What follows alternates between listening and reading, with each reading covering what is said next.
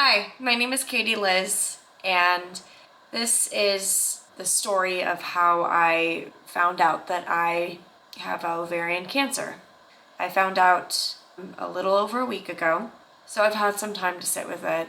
I wanted to document it, this whole process, especially because I had the craziest week of my life last week, basically. I don't know if I think it would be therapeutic or if it's because I'm an actor. I'm obsessed with my face. I don't know, but I think that it will be interesting for me to view this journey, and it'll also give me something to do. But I also am doing this because I am hoping that this can help somebody, or that I can also be helped. After posting about my diagnosis on social media a few days ago, I have found a handful of friends, people I know from high school, acquaintances, even in the type of cancer that I have, which is less than 1%. I already found another girl who is also an actress who had the same thing happen to her 6 years ago. So my two main goals are to document and then to help, whether it's helping myself or somebody else. I think a big thing that I learned from all of this is I learned how to advocate for my own health, and I learned how to stick up for myself and to not feel like I was being dramatic. Women are told that they're being dramatic. It's just kind of engraved in us to apologize and to have the stereotype of being overreacting and worrying and just dramatic in general. And so I really had to learn that no, you're not being dramatic.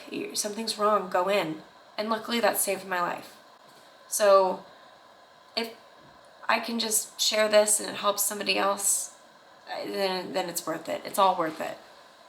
Going back to learning how to advocate for my own health, I'm not going to go into too much detail of my whole journey of this summer of realizing I have had a cyst and being shooed away by doctors. But long story short, I kept getting shooed away. And I knew something was wrong, and it got to the point where I had an ultrasound. The doctors knew what was wrong with me, and I had to wait 3 weeks for a phone call appointment to find out what was wrong with me. And within those 3 weeks, I went in on my own to the ER, refused to go home when they kept trying to send me home, went into emergency 1 a.m. surgery that night, and then a week later found out that I have cancer. All of that happened, and a second opinion right before my original phone call appointment to find out that I had a cyst. I kept having stomach pains this summer, and it was in my lower right abdomen, and I was also slightly bloated. I just thought I was bloated because we're in quarantine and I'm drinking wine and I'm eating bread and I'm not moving around a lot. So I didn't think much of that. And stomach pains are just a thing that women are told are just your life. You get cramps, you get stomach pains, you know? It sucks being a woman. Typically with cysts, you get other symptoms as well too, like nausea, feeling full, throwing up, irregular periods. I didn't get any of those. I only felt bloated and like I had a pain. And it was like a dull, sometimes sharp pain that would wake me up in the middle of the night once a month. And I thought it was something to do with my period. I thought it was me getting older and realizing, wow, this is just going to be a new pain I get right before my period. So I had the pains monthly, and I started monitoring them. And I'm not going to lie, the main reason why I monitored them is because I also realized that I was getting cystic acne whenever my stomach was hurting. Because I'm vain as hell, I guess, that's why I kept monitoring this, because I was like, I want to figure out why my skin sucks. I want to figure this out. I've had friends that have had similar experiences and they didn't like being bloated. They felt like they looked pregnant. So yeah, if it is a vanity reason that's getting you in there, then go for it. Who cares? I started getting stomach aches again, but it wasn't on my normal path of every second of the month. And I also realized that I had a bit of acne. So I called the nurse, the advice nurse, and she said, legally I can't tell you what's on this ultrasound, but based on what you are describing as your symptoms and based on what I'm looking at on these images, you need to go into the ER. And I almost didn't go because I felt like I was overreacting. I felt like, why risk my health and go into the hospital during COVID? It's 9 o'clock at night, just go to bed. It's probably something you ate. And the whole time while I was there, I felt stupid and the doctors kept trying to shoo me away. But next thing I know it, I'm getting a COVID test shoved down my nose at 1 a.m. and they're Grey's Anatomy rushing me through the hospital off into surgery. The type of surgery that I had was called a laparoscopic surgery. The incisions that they make end up being around that big, and on me, they made 5. What they did is they went through my stomach and they put a camera down there to take a look around and to get a very clear idea of what was going on. When they went in, they saw that my ovary was twisted 540 degrees and it was blue. No blood flow, nothing. It was too twisted. And that I had a 7.8 centimeter cyst on it.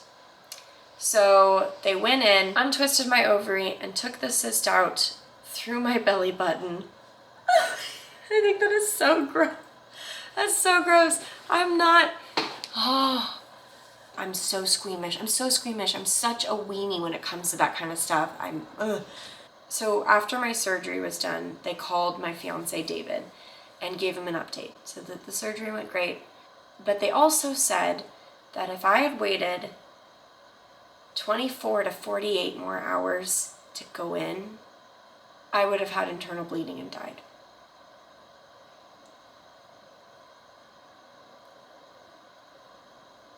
I'm really thankful that I learned to not think of myself as a drama queen. I'm glad I learned how to stick up for myself, to stay there to get the care that I needed.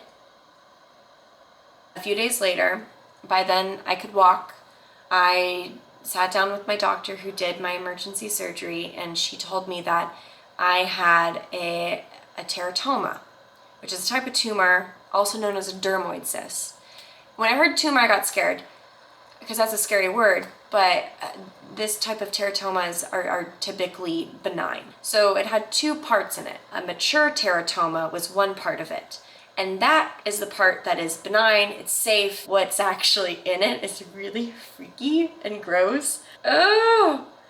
There's cells in there. They're just they don't know what to do, so they just make stuff. And so it makes things. And they quite literally found, and this is very common, I want everyone to know that this is common. They found teeth and hair in there. I know, it's really gross. If you're watching this and you know me and you ever thought I was attractive, hey. And so that's what an immature teratoma is. But we love those. They're fine. They're benign. They're annoying, but they're benign. Then there's a second part that was in it called an immature teratoma. That is kind of an unknown part to the cyst. She told me that and said, I would like you to get blood work done, a CT scan, and meet with an oncologist on Monday. She said, it's probably fine, but everything that I've been told since the beginning of this was a probably fine moment. If you're watching this and you do have a cyst, please don't freak yourself out because it being cancerous is less than 1%. But for me, I had it probably won't happen moment happen, starting with, it's probably not a big cyst. It probably won't twist your ovary. It's probably not cancerous. Following Monday, oncologist appointment. I was allowed to bring one person. I brought my fiance at the time. Again, I told you I've had a crazy week. He's now my husband. Yeah, we planned a wedding in 6 days after finding all of this out. The way that I found out, it's almost comical. The nurse came in and he said, so what do you know? And I told him what I knew, what I just told you. I told him what I knew. And he goes, okay, and what's your family history with cancer? I'm like, and I told him all my family members, but nothing related to the ovary area. And that's when he goes, that's weird, interesting, because typically with your kind of cancer, you'll find it in your mom, or, I'm sorry, excuse me, what?